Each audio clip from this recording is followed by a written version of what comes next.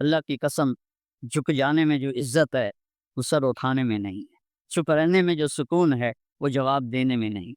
ایک عورت نے پوچھا، یا رسول اللہ میرے خامن کا میرے اوپر کیا حق ہے؟ آپ نے فرمایا تیرے خامن کے جسم پہ پھوڑے نکل آئیں اور ان میں گندا پانی جمع ہو جائے اور تو زبان سے چاٹ چاٹ کے اس کے زخم صاف کرے تو بھی دونوں خامن کا حق ادا نہیں کیا، دونوں کو بیلنس کیا۔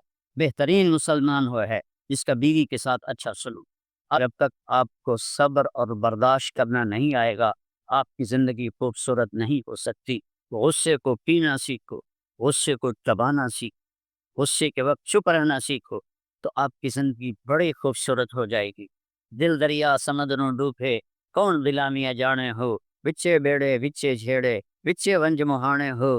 میرے نبی نے گھروں کو آباد کرنے کا ایک خوبصورت طریقہ بتایا کہ اس زبان پہ قابو کر لو، اس زبان پہ قابو کر لو، خاموش رہنا سیکھ۔ غصے کے بیوی کو غصہ چڑھ جائے تو خاوند چپ کر جائے، خاوند کو غصہ چڑھے تو بیوی چپ کر جائے، تو آپ کا گھر خوبصورت رہے گا۔ اگر دونوں ہی آگ لگ گئی اور دونوں ہی بولنا شروع ہو گئے تو آپ بھی گئے، آپ کے بچے بھی گئے۔ اپنی زبان پہ قابو پانا سیکھو۔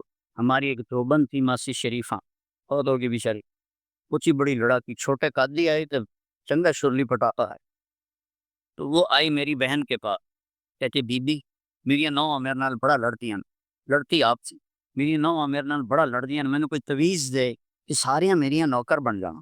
اب میری بہن کو تو پتا تھا کہ ماشاءاللہ آپ توا سے رہے، تو میری بہن تویز ڈنڈے کا ہمارے ملک میں بڑا رواج ہے، تو ایسے الٹی سیدھے لکیریں لگا کے نا، تو رول کر کے چھوٹا سا بنا کے نا، کہا کہ ماسی جب تیری لڑائی ہونے لگے تو یہ تعویذ تم نے یہاں رکھ لینا اور چک مار لینا اور اس کو گرنے نہیں دینا، گر گیا تو تیری خیر کوئی نہیں۔ اور اس نے کیا کیا، اس کو چپ کروانے کا طریقہ، تو تعویذ کی تو بڑی اہمیت ہوتی ہے۔ تو ایک ہفتے کے بعد آ گئی، دیدی تو تب بڑا چنگا تعویذ دیتا، ساری لڑائی ختم ہو گئی کیونکہ ماسی شریفہ چپ ہو۔ تو یہ سب ان عورتوں کو بھی تعویذ دیتا ہوں، ماسی شریفہ والا آپ کو بھی دیتا ہوں۔ ماسی شریفہ والا تعویذ لے لو، آپ کی زندگی بڑی خوشحال ہو جائے گی۔ اللہ کی قسم، جھک جانے میں جو عزت ہے وہ سر اٹھانے میں نہیں، چپ رہنے میں جو سکون ہے وہ جواب دینے میں نہیں۔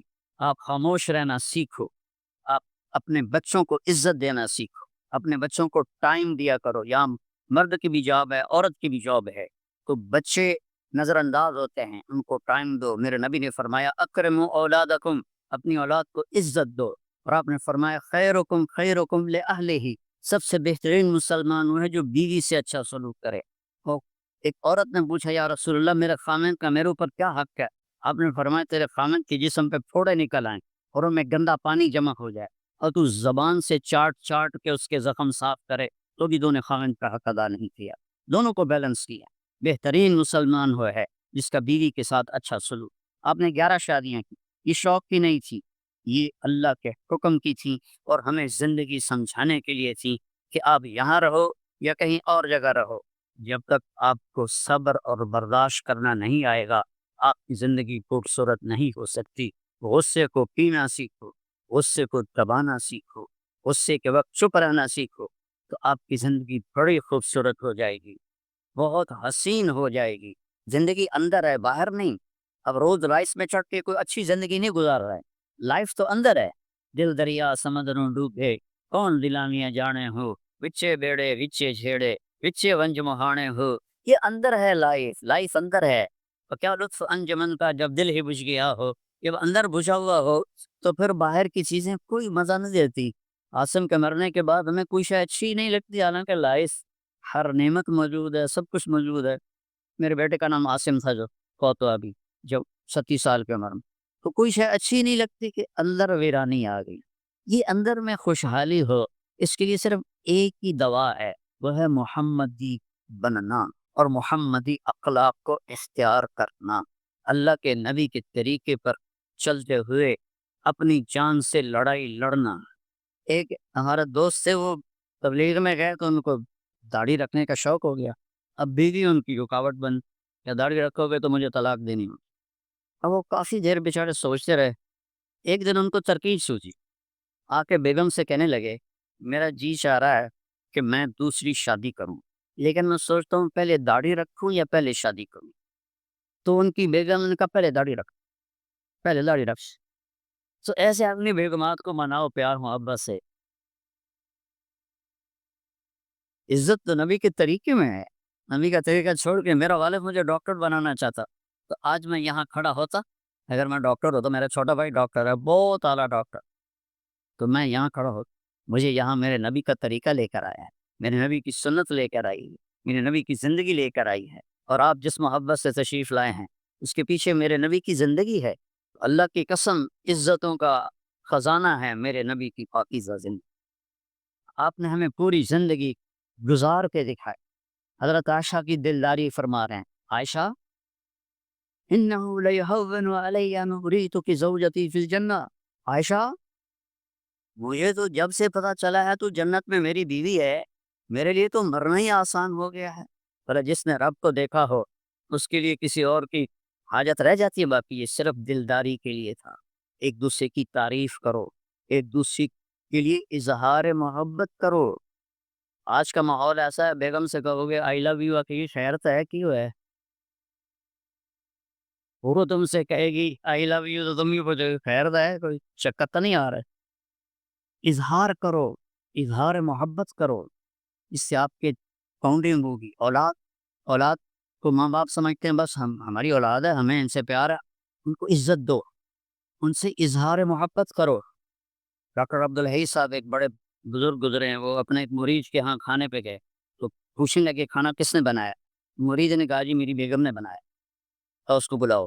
ان کی بیگم آ گئی تو فرمانے لگے بیٹی آپ کا کھانا کھایا بہت ہی اچھا تھا، بہت مزے کا تھا، وہ رونے لگی داڑ داڑ۔ تو وہ ڈاکٹر صاحب پریشان ہو گئے کہ بیٹی خیریت تو ہے، کیا ہوا؟ وہ کہنے لگی حضرت آپ کے مرید کے پاس مجھے 30 برس ہو گئے، 30 سال، کبھی ایک دن اس نے میری کسی چیز کی تعریف نہیں۔ اظہار کرو، اظہار کرو۔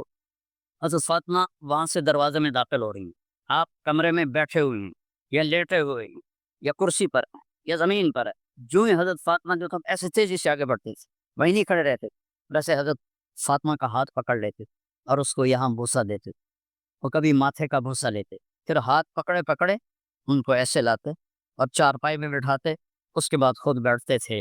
یہ میرے نبی کی عزت ہے اولاد کے ساتھ، یہ عزت دو، تمہارے رہیں گے، تمہارے بن کے چلیں گے۔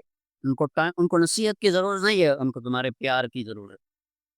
اور جب اللہ کے نبی حضرت فاطمہ کے گھر جاتے، حضرت فاطمہ یہ کرتی، کھڑی ہو جاتی، آگے بڑھ کر اللہ کے نبی کے ماتھے کا بوسہ لیتی، پھر ان کا ہاتھ پکڑ کے ان کو چارپائی پہ بٹھاتی، پھر خود نیچے بیٹھتی تھی۔ اظہار بہت بڑی دوا ہے، بہت بڑی غذا ہے۔ انسان محتاج ہوتا ہے اچھے کیے کی وہ تعریف چاہتا ہے، خوشامد نہیں ہے، خوشامد حرام ہے، اور تعریف واجب ہے کہ اس کی حوصلہ افزائی کرو۔